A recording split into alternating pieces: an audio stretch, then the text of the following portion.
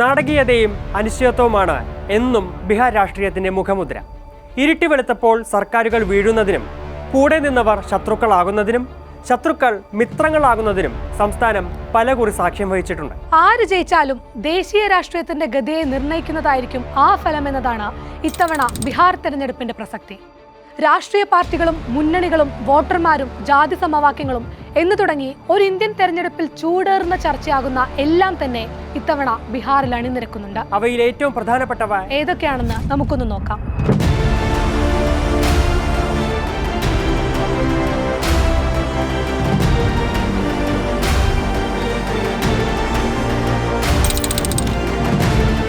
തിരഞ്ഞെടുപ്പ് കമ്മീഷൻ നടത്തിയ സമഗ്ര തീവ്ര പരിഷ്കരണ പ്രക്രിയ അതാണ് ഈ തെരഞ്ഞെടുപ്പിലെ പ്രധാനപ്പെട്ട ചർച്ചാ വിഷയം. SIR പൂർത്തിയായപ്പോൾ 68.66 ലക്ഷത്തോളം വോട്ടർമാരെയാണ് പട്ടികയിൽ നിന്ന് ഒഴിവാക്കിയത്. 21.53 ലക്ഷം പേരെ പുതിയതായി ഉൾപ്പെടുത്തി. കഴിഞ്ഞ തവണ തങ്ങൾ ജയിച്ച സീറ്റുകളിൽ നിന്നും തിരഞ്ഞു പിടിച്ച് ആളുകളെ ഒഴിവാക്കിയെന്നും ഇത് തിരഞ്ഞെടുപ്പ് അട്ടിമറിക്കാൻ ലക്ഷ്യമിട്ടാണെന്നും ഇന്ത്യ സഖ്യം ആരോപിക്കുന്നു.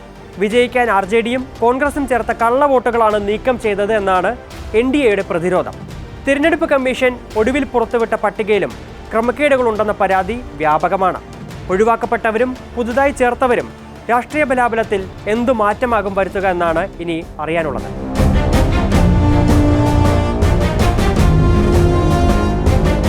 ലോക്സഭാ തെരഞ്ഞെടുപ്പിൽ കഷ്ടപ്പെട്ട് കടന്നുകൂടിയ NDA സഖ്യം JDUവിനെ ആശ്രയിച്ചാണ് നിലനിൽക്കുന്നത്. ലോക്സഭയിൽ 12ഉം രാജ്യസഭയിൽ 4 അംഗങ്ങളുള്ള JDU പിന്തുണ പിൻവലിച്ചാൽ അത് കേന്ദ്ര സർക്കാരിനെ ദുർബലമാക്കും. എന്നാൽ ബീഹാറിലെ ഭരണത്തിലാണ് JDUവിന്റെ നിലനിൽപ്പ്. സംസ്ഥാനത്ത് അധികാരം നിലനിർത്താൻ പലതവണ പക്ഷം മാറിയ ചരിത്രം നിതീഷ് കുമാറിനുണ്ട്. ബീഹാറിൽ തന്നെ ഒതുക്കാൻ BJP ശ്രമിക്കുന്നെന്ന പരാതിയും നിതീഷിനുണ്ട്. RJDക്കും കോൺഗ്രസിനും ഒപ്പം ചേരുന്നതിൽ യാതൊരു തടസ്സവുമില്ലെന്നും നിതീഷ് പലകുറി തെളിയിച്ചതാണ്. NDA സഖ്യത്തിന് കേവല ഭൂരിപക്ഷം ലഭിച്ചില്ലെങ്കിൽ മുഖ്യമന്ത്രി സ്ഥാനം നിലനിർത്താൻ നിതീഷ് മറുകണ്ഠം ചാടുമോ എന്ന ആശങ്കയും BJPക്കുണ്ട്. എങ്കിലിത് കേന്ദ്ര ഭരണത്തെയും ബാധിക്കും.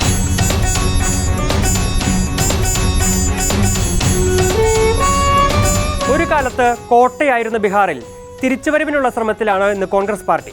2020 തിരഞ്ഞെടുപ്പിൽ മത്സരിച്ച സീറ്റുകളിൽ 70% തോറ്റെന്ന മാനക്കേടാണ് കോൺഗ്രസിനുണ്ടായത്. എന്നാൽ 5 വർഷങ്ങൾക്കിപ്പുറം വോട്ടുകൊള്ള ആരോപണം ഉയർത്തി NDAക്കെതിരായ പോരാട്ടം രാഹുൽ മുന്നിൽ നിന്ന് നയിച്ചു. രാഹുലിന്റെ വോട്ടധികാര യാത്ര ബീഹാറിലെ 25 ജില്ലകളിലൂടെയാണ് കടന്നുപോയത്. 110 മണ്ഡലങ്ങളിൽ യാത്രയുമായി രാഹുലും തേജസ്വി യാദവും സംഘവും എത്തി. 14 ദിവസം നീണ്ട യാത്രയിൽ 1300 കിലോമീറ്ററിലധികം ദൂരം സംഘം സഞ്ചരിച്ചു.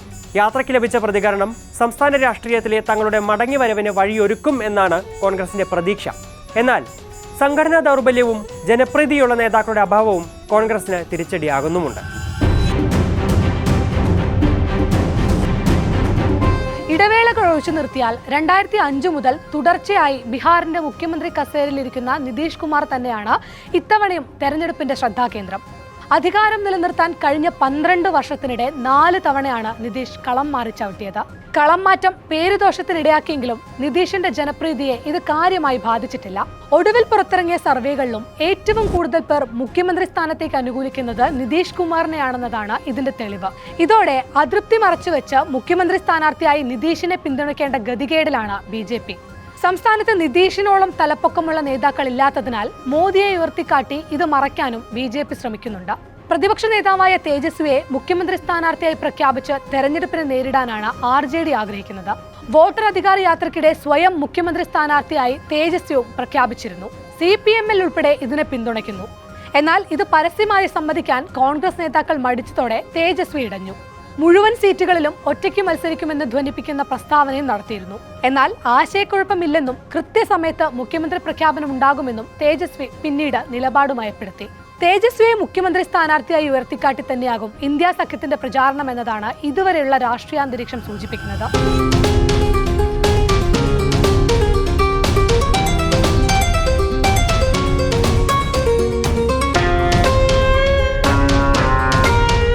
ജാതി മത സമവാക്യങ്ങൾ ഇത്തവണയും ബീഹാറിൽ നിർണായകമാകും. പരമ്പരാഗതമായ മുസ്ലിം യാദവ സമവാക്യത്തിനൊപ്പം ദളിത് പിന്നാക്ക പിന്തുണയും നേടാനാണ് RJDയുടെ ശ്രമം. സംസ്ഥാനത്ത് 65% സംവരണം വേണമെന്ന ആവശ്യം ഉയർത്തുന്നതിലൂടെ OBC പിന്നാക്ക വോട്ട് ബാങ്കും ഇന്ത്യ സഖ്യം ലക്ഷ്യമിടുന്നു. അടുത്ത ജനസംഖ്യാ കണക്കെടുപ്പിനൊപ്പം ജാതി സെൻസസും നടത്തുമെന്ന് കേന്ദ്ര സർക്കാർ പ്രഖ്യാപിച്ചിട്ടുണ്ട്. ബീഹാറിലെ ജാതി സമവാക്യങ്ങൾ തങ്ങൾക്ക് അനുകൂലമാക്കാനാണ് RSSന്റെ ഉൾപ്പെടെ എതിർപ്പ് കണക്കിലെടുക്കാതെയുള്ള ഈ പ്രഖ്യാപനം. പട്ടികജാതിയിലെ ഒരു വിഭാഗത്തിൻ്റെയും കുശ്വാഹ, കുർമി വിഭാഗങ്ങളുടെയും പിന്തുണ നിലനിർത്താനാകുമെന്നതാണ് NDAയുടെ പ്രതീക്ഷ. ഒപ്പം സമഗ്ര വോട്ടർ പട്ടിക പരിഷ്കരണം തീവ്ര ഹിന്ദു വോട്ടുകളെ അനുകൂലമാക്കുമെന്നും ഇവർ പ്രതീക്ഷിക്കുന്നുണ്ട്. സ്ത്രീ വോട്ടർമാരാകും ഇത്തവണ ബീഹാറിന്റെ വിധി എഴുതുക. 243 മണ്ഡലങ്ങളിൽ 167 എണ്ണത്തിലും വോട്ട് ചെയ്യുന്ന സ്ത്രീകളുടെ എണ്ണം പുരുഷന്മാരെക്കാൾ കൂടുതലാണെന്നാണ് കണക്ക്. പുരുഷന്മാർ തൊഴിൽ തേടി ഇതര സംസ്ഥാനങ്ങളിലേക്ക് കുടിയേറിയതാണ് ഇതിന് കാരണം. ഇതോടെ സ്ത്രീ വോട്ടർമാരെ ലക്ഷ്യമിട്ട് സൗജന്യ പദ്ധതികളുമായി ഇരു സഖ്യങ്ങളും രംഗത്തെത്തിയിട്ടുണ്ട്. സംസ്ഥാനത്തെ 75 ലക്ഷം സ്ത്രീകൾക്ക് കച്ചവടം തുടങ്ങാൻ ധനസഹായമായി 10,000 രൂപ വീതം നിതീഷ് സർക്കാർ അക്കൗണ്ടിൽ എത്തിച്ചു കഴിഞ്ഞു. തൊട്ടു പിന്നാലെ അധികാരത്തിലെത്തിയാൽ സ്ത്രീകൾക്ക് പ്രതിമാസം 2,500 രൂപ ധനസഹായമായി നൽകുമെന്ന് ഇന്ത്യ സഖ്യവും പ്രഖ്യാപിച്ചു. ഒപ്പം 25 ലക്ഷം രൂപയുടെ സൗജന്യ വൈദ്യസഹായം, പ്രായമായവർ, ഭിന്നശേഷിക്കാർ, വിധവകൾ എന്നിവർക്ക് പ്രതിമാസം 1,500 രൂപ, 200 യൂണിറ്റ് സൗജന്യ വൈദ്യുതി, സ്കൂൾ കുട്ടികൾക്ക് ലാപ്ടോപ്പ്, ഭൂമിയില്ലാത്തവർക്ക് ഭൂമി എന്നിങ്ങനെ ക്ഷേമ പദ്ധതികളുടെ വാഗ്ദാന പെരുമഴ തന്നെ ഇന്ത്യ സഖ്യം നൽകുന്നു. അടുത്തിടെ നടന്ന നിയമസഭാ തിരഞ്ഞെടുപ്പുകളിൽ വിധി നിർണയിച്ച സൗജന്യ പദ്ധതികളുടെ കുത്തൊഴുക്കാകും വരും ദിവസങ്ങളിലും ബീഹാർ വോട്ടർമാരെ കാത്തിരിക്കുക എന്ന് ഉറപ്പാണ്. 2020 40 സീറ്റുകളിൽ 3,500 വോട്ടിൽ താഴെയായിരുന്നു ഭൂരിപക്ഷം എന്നതിനാൽ ചെറു കക്ഷികൾ പിടിക്കുന്ന വോട്ട് ഏറെ നിർണായകമാകും. തെരഞ്ഞെടുപ്പ് തന്ത്രജ്ഞൻ പ്രശാന്ത് കിഷോറിന്റെ ജൻ സുരാജ് പാർട്ടിയാകും ഇത്തവണത്തെ തെരഞ്ഞെടുപ്പിലെ എക്സ് ഫാക്ടർ എന്നാണ് അഭിപ്രായ സർവേകളുടെ വാദം. 10 സീറ്റ് വരെ പാർട്ടിക്ക് ലഭിച്ചേക്കുമെന്നാണ് പ്രവചനം. 243 സീറ്റിലും ഒറ്റയ്ക്ക് മത്സരിക്കുമെന്ന് പ്രശാന്ത് പ്രഖ്യാപിച്ചിട്ടുമുണ്ട്. JDUവിന് 25 സീറ്റിൽ കൂടുതൽ ലഭിച്ചാൽ രാഷ്ട്രീയം അവസാനിപ്പിക്കുമെന്ന വൻ പ്രഖ്യാപനം ഉൾപ്പെടെ നടത്തി കളം പിടിക്കാനാണ് പ്രശാന്ത് കിഷോർ ശ്രമിക്കുന്നത്. കഴിഞ്ഞ തവണ കപ്പിനും ചുണ്ടിനുമിടയിൽ RJDക്ക് ഭരണം നഷ്ടമായതിന്റെ കാരണങ്ങളിൽ ഒന്ന് ഒവൈസിയുടെ മജ്ലിസ് പാർട്ടിയാണ്. ന്യൂനപക്ഷങ്ങൾക്ക് മുൻതൂക്കമുള്ള സീമാഞ്ചൽ മേഖലയിൽ മഹാസഖ്യത്തിന്റെ അടിവേരെടുത്ത ഒവൈസി 5 സീറ്റുകളിൽ വിജയിച്ചു. എന്നാൽ ഇതിൽ 4 MLAമാരും പിന്നീട് RJDയിൽ ചേർന്നു. ഇത്തവണ ഇന്ത്യ സഖ്യത്തിന്റെ ഭാഗമാകാൻ ഒവൈസി താൽപര്യം പ്രകടിപ്പിച്ചെങ്കിലും RJD പച്ചക്കൊടി കാട്ടിയില്ല. ഇതോടെ ഒറ്റയ്ക്ക് മത്സരിക്കുമെന്ന് ഒവൈസി പ്രഖ്യാപിച്ചിട്ടുണ്ട്. മുസ്ലിം ദളിത് വോട്ടുകളിലാണ് ഒവൈസിയുടെ കണ്ണ്.